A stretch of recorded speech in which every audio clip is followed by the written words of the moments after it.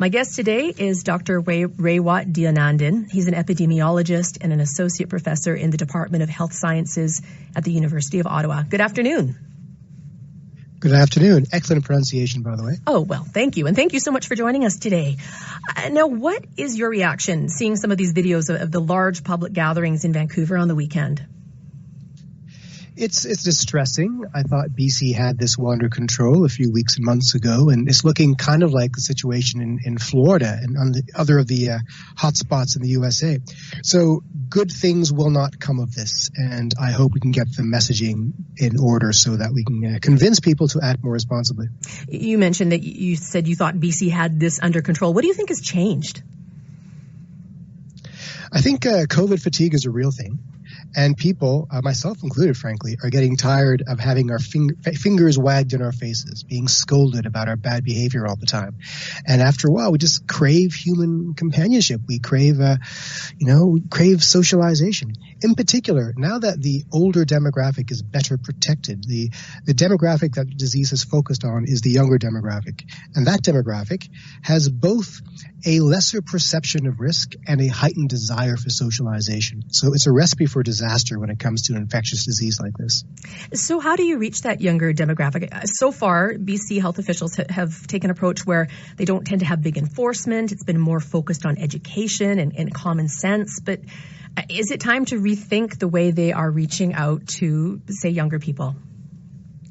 I think so. And the reason for this is a disease, unlike many others, that does not tolerate a lot of deviance from the plan from a lot of people. So for things like a non-smoking campaign, you could have tolerated a proportion of the population not getting on board. They're not really affecting other people but themselves. But an infectious disease like this, if a substantial fraction of people aren't following the public health plan, they can create outbreaks and drive our case numbers quite high. So we have to deploy a host of different kinds of strategies, not just messaging, but some policy directives as well. So I hope to see in the near future a diversity of tools being deployed. What kind of tools would you like to see? Well, on the table has to be the opportunity to perhaps close bars and nightclubs, maybe make masks mandatory, as I think they should be, and again, have a host of different kind of messaging tools, not just here are all the risks, but also here are the rewards. What can you get if you play ball, right? So I'm a fan of the carrot and stick approach of communication. The stick is the punishment. And so far we've been all stick. We've been scolding. We've been threatening with bylaw officers. The carrot is, what do you get out of it? And for a lot of people, that could be things like, you get to be heroic. You get to stay home and save people's lives. You get to have schools open in the fall. You get to have an open society for another few months. Who wants to go back inside with a lockdown? No one does. So that message is still being lost, and we have to really double down on it. My guest today is Dr. Raywat Deonandan, and you're listening to BC Today. Our question is, what would you like to see done to bring down those COVID-19 case numbers in BC? Is it time to step up enforcement? And what do you think needs to change about public messaging?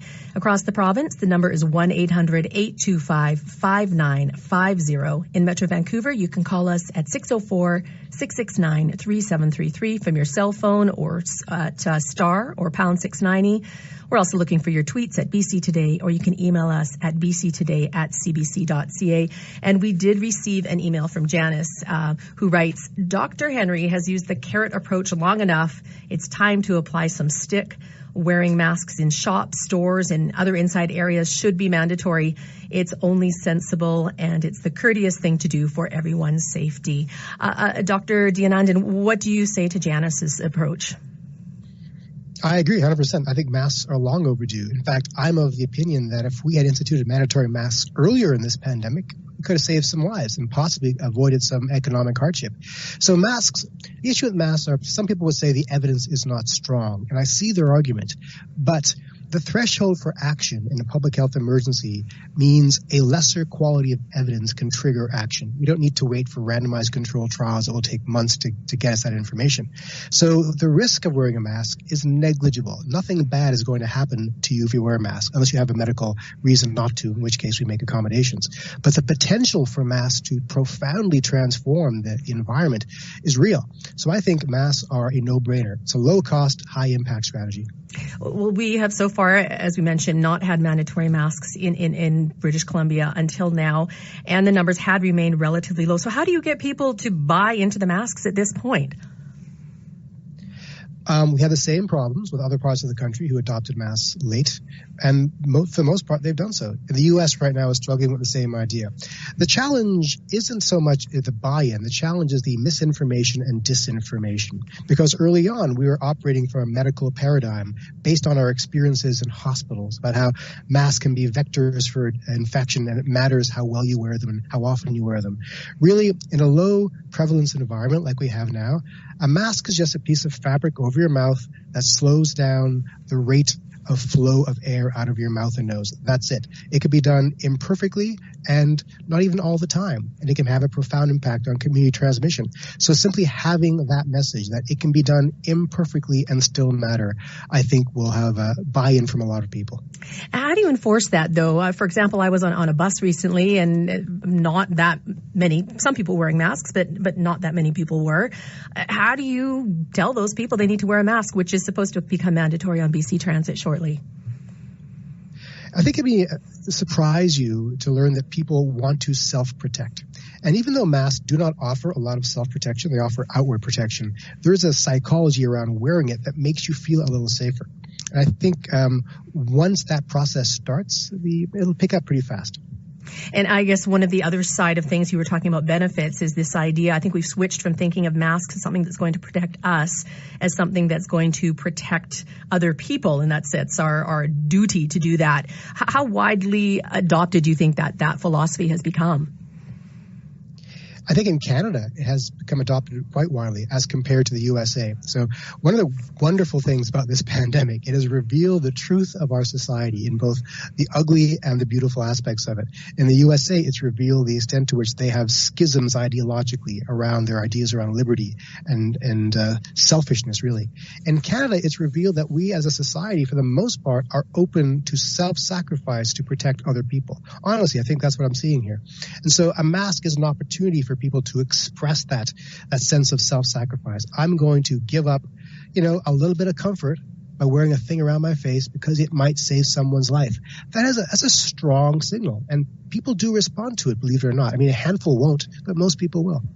We have a caller on the line. Dee Dee joins us from Victoria. Good afternoon, Dee Dee. Hi there, Margaret. Thanks for taking my call. Well, thanks for calling. What's on your mind today in terms of bringing those numbers down? If we're going to have, like the doctor was saying, that things about maybe having some measures brought in, I would hate to see things locked down again, which would really be shitty. But if they're gonna close the bars and stuff like that, maybe they have to. And to me, I look at it this way: if we're gonna have the carrot and stick approach, the stick approach is like having a little kid, your own kids at home.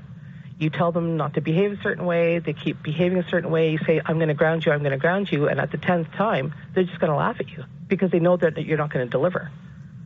So people have to know that you're going to take it seriously. And if you mean something, you're going to do it. You know what I mean? What kind of enforcement would you like to see? Maybe for the places that are having the bars and stuff like that, if they've had multiple infractions, or if they have bylaw offers going out and it's like they've been talked to a couple of times, they're shut down. We've come by, we've seen you've ignored it or whatever a couple of times, you're having difficulty with your patrons, we're going to have to close you down for a couple of weeks.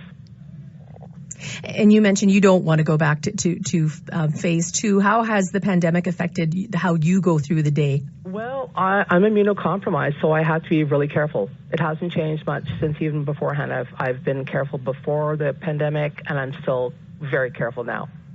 So I wear masks when I go out. I limit my indoor stuff at all, limiting shopping and stuff like that. I don't go to, I haven't gone into anything but grocery shopping really since. So yeah, and the only thing I do is really go outside and go outside for walks and stuff like that. So I really limit contacts with people and stuff like that. So I've really limited myself. And how are you feeling in terms of fatigue, the COVID fatigue that Dr. Deonandan has mentioned? Well, I guess for the fatigue he's mentioned, yes, there's fatigue, but I look at this, is there anything I can do about this? Do I have any control over, really, there's COVID, it's a pandemic. Do I have any do I have any control over it? Only my own personal control, and other than that, it's like I just accept it. This is the way it is, and it's kind of like, oh, I have no control over it, and it's made it easier to tolerate the restrictions, I think. Well, thank you so much for sharing your thoughts this afternoon, Dee Dee, and best of luck to you. Cheers, thanks. You too, Margaret. Bye-bye. Bye-bye. Dr. Raywat Deonandan, what do you say to Dee Dee's strategy in terms of dealing with that COVID fatigue that you've been talking about? Well, each of us has to deal with it our own way. I do like what Dee Dee was saying, though, about there have to be consequences to bad behavior. I mean, it's one thing to make threats to business owners and things like that, but after a certain point, it means nothing if there'll be no consequences. I was a little more forgiving earlier on in the summer about, playing around with these strategies, but there is a desperation in my voice right now. And that's because we haven't got a lot of time before schools open. We have to get this right at around the time schools open. The single best way to keep schools safe is to drive the caseload in the community as low as possible, which means we can't play around much anymore. We have to really start taking this seriously. If the schools prove to be unsafe, then the economy shuts down again, and that's intolerable. That's why it sounds so serious right now. So school is scheduled to open in the next couple of weeks. Is that enough time to bring those numbers down? I think it is. The numbers really aren't tragic. They're concerning, but they're not insurmountable. All it takes is people from this point on, self-restricting a bit more and being more responsible. Because it takes, about 2 weeks for the numbers to appear in our data stream. So when those school doors open, I hope to see the number of new cases per day being in the single digits if possible. And if not, then other metrics like the percent of tests that come back positive should be below 1%, hopefully. Right now they are. Right now across Canada, we're doing well. But the numbers are going to increase come in the fall. And so we shouldn't be surprised with the increase. But if we're starting from a lower starting point, then that increase won't be as troubling. Our guest today is Dr. Raywat Deonandan. He's an epidemiologist and an associate professor in the Department of Health Sciences at the University of Ottawa. And we are asking you, what would you like to see done to bring down the COVID-19 case numbers in BC? Is it time to step up enforcement? And what do you think needs to change about the public messaging? Across the province, 1-800-825-5950, or in Metro Vancouver, 604-669-3733. And we do have Sonia on the line from Vancouver. Good afternoon, Sonia. Oh, hi there. Thanks for taking my call. Well, thanks for joining us. Thanks. I have two concerns. So, of course, the young adults. I was a young adult once, and so I was pretty invincible. And I think they're probably feeling that way, too, and that's why numbers are going up in their crowds. But I'm just wondering if, for them, if they had more people that they look up to, whether it's bands or actors doing public announcements directed towards them, if that might help out in their case. And the second big concern I have is schools. I have a child going back to school. And I also have a friend who is an educator in one of the elementary schools. And she has a huge concern because when she was teaching in the spring, when COVID, came out and they brought the kids back to school in the late spring, schools were supposed to be cleaned a couple of times a day. They had this protocol they were supposed to be following. And apparently, from what she saw, it wasn't being followed at all. And she was extremely worried about it. And she called, the superintendent and, whoever she could call to try to bring this up. And nothing was done. So the schools aren't being cleaned like we're being told they're supposed to be. Okay. Thank you so much, Sonia. You bring two important points up, and I want to go through the first one to begin with. Raywat Deonandan, what do you think in terms of getting youth icons to come in and help spread the messaging to younger people? I know that BC was considering reaching out to Ryan Reynolds and Seth Rogen. Okay, why not? I don't see any harm in it. I do wonder if they're the right people.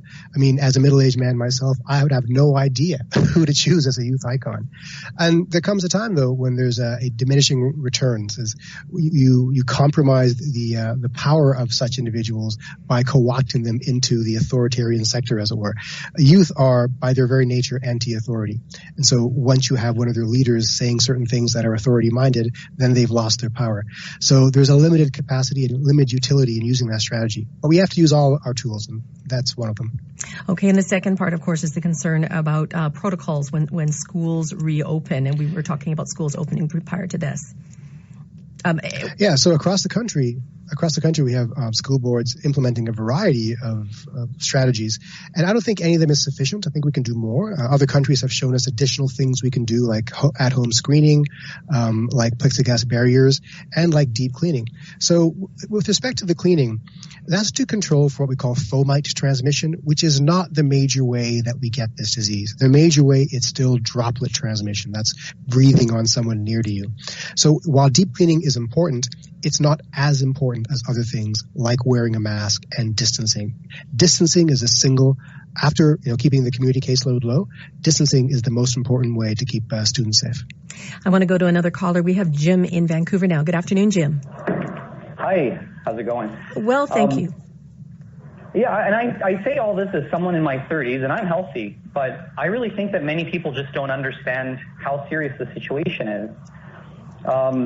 In my view, it feels to me like we're kind of in a wartime type of situation. We have an economic contraction. It's the worst since the Great Depression. Frankly, a lot of these businesses, I think, are going to go out of business one way or the other, the ones that are affected. But, I do think sacrifices have to be made during really tough times. And I keep feeling like we're really coddling young people, maybe out of this fear of inconveniencing. And I think that has to stop. I really think we have to close down the bars, close down the nightclubs. I live downtown and I see party buses around. I've seen party boats going by.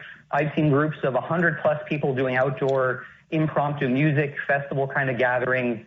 I think all this stuff just has to be shut down quite strictly. Thanks for your call, Jim. Dr. Deonandan, what do you think about that idea? Would that make a difference to shut everything down, or is it possible to keep some open if we are able to get the message out? A couple of points. First is that one of the issues here is outdoor socializing is safer than indoor socializing, but it's not 100% safe. I think a lot of what we're observing in BC is the fact that you can be outside right now and people are rushing outside to party that way, but it's not without risk. And when we go inside, it'll be much worse. Second is if we make the bars illegal or close the bars, people will socialize at home in a way that we cannot control. Right? So they have house parties rather than bar parties. And I don't know how to address that. I really don't. I think we probably have to keep bars open to some extent, but with greater controls and more oversight. Some places are allowing drinking in parks, right? So we have better ventilation control and more spacing that way too. So there may have to have a harm reduction approach where we simply manage the quote unquote bad behavior rather than making it illegal. Right. And that's probably the safer way to allow a social valve. I just want to share some of the tweets that we've received along these lines. Stacy writes, the number of campers along the east shore of Harrison Lake was unbelievable. No chance of anyone distancing in any meaningful way. And also Matthew says, we told young people to risk their health and safety at low-wage jobs to save capitalism, but don't do anything risky for fun. What's wrong with this picture? And I want to go to a call from Ben in Burnaby, who I understand has a question about masks and being outside. Good afternoon, Ben. Oh, hi. Thanks for taking my call. I sure enjoy your show. Can I just make a brief comment that, no, I'll forget that. So my question is, in sort of a suburban setting, walking down the street, I see people alone wearing masks, and to me it sort of doesn't seem to have any benefit. So the question is it necessary to wear masks outdoors, just casually walking without other people around? Dr. Deonandan, what do you say? No, you don't need a mask when you're outdoors alone. Absolutely not. The one benefit, two benefits really, is that if you're wearing it all the time, you're less likely to take it off when you're with people. And the second is you're signaling to other people that you're aware there's a threat out there and you're a safe person to be around. But those are conceptual benefits. In general, I share your frustration. I look around at people in the park alone wearing a mask. I'm thinking, now is the time for you to breathe freely. You should take advantage of that time. So we failed on the messaging on that front as well. And just, we were talking earlier about, it's summertime, people are outside camping, getting together. We're heading into a winter when people are going to be back inside. How do you convince people to, spend that time outside safely? Wow, these are the existential questions of our day, right? You tell them, go outside now. Go outside safely. Keep your distance because winter is coming. And to quote Game of Thrones, winter is coming, and maybe where you live won't be as bad as where I live, but you still got to be inside. And so enjoy it while you can and develop the right strategies and behaviors right now so that when you do go inside, you know what to do and the transition is seamless. And I think the state should be really putting a lot of eggs and a lot of resources in the basket right now to figure out how to do this most conveniently. So messaging, communications are really key right now. And we've got time for one more caller. Tony joins us from Trail. Good afternoon, Tony. Tony, are you there? Who are you talking to? Tony from Trail? Yes. Just a minute, I got to pull over. I'm on the phone, on the cell phone. Oh, okay. Well, we want to keep you safe there. I'm pulled over. Okay. We're just about running out of time, so we'll take your question quickly. Oh, I like to see them open everything up. I look at this whole thing in a different way than the health officials are. Everybody on the media is looking at the negative, the death rate. When I've been looking and crunching numbers just this morning, and I'm finding out that 92% of Ontario, Quebec, Ontario, Alberta, and BC have recovered from the numbers given, the confirmed cases. It's over 90% recovery rate, and we're focusing on 0.0004% death rate over the provinces. I think the government needs to change their way of thinking. Thanks for your call, Tony. Dr. Deonandan, what do you say to Tony? This is a standard misunderstanding of the way the numbers work. So the IFR, the infection fatality rate for this disease, is between 0.5 and 1%, which doesn't sound like a lot. It means that 99% of people will not die, absolutely. But when scaled up to a large population, like the population of Canada, 35 million people, you're talking then tens of thousands, if not hundreds of thousands of deaths. So this is a population problem, not an individual problem. As individuals, our risk is quite low, which is why young people feel confident in going out because probably nothing bad is going to happen to them. It's just that when enough people do it, then the numbers creep up and suddenly we have our hospitals filled again and we have tragedy in the cemeteries and in the morgues. So again, distinguish between individual risk and population risk. This disease is a population risk. Well, I want to thank you so much for joining us this afternoon. My pleasure. Thank you so much. Okay, bye-bye. That's Dr. Raywat Deonandan, an epidemiologist and associate professor in the Department of Health Sciences at the University of Ottawa.